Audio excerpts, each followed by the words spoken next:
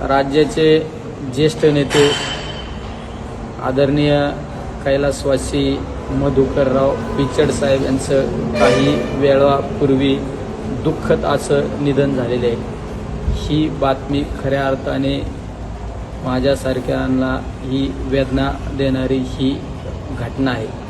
पिचड साहेबांबद्दल जर खऱ्या अर्थाने बोलायचं म्हणलं तर आदरणीय पवार साहेबांच्या खांद्याला खांदा लावून अनेक वर्षे या राज्यामध्ये काम केलं।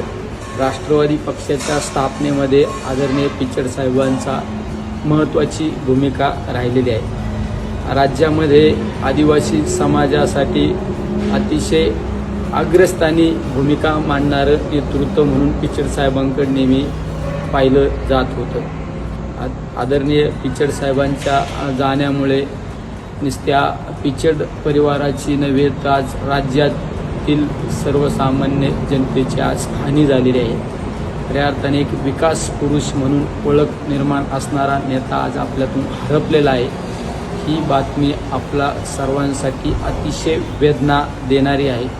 तर मी माझ्या परिवाराच्या वतीने या दुःखामध्ये सहभागी असून मी परमेश्वराला प्रार्थना करतो की पिचड साहेबांना आपल्या चरणी जागा देऊ, त्यांना अनंतात विलीन करून घ्यावं ही या ठिकाणी प्रार्थना करतो। रामकृष्ण हरी।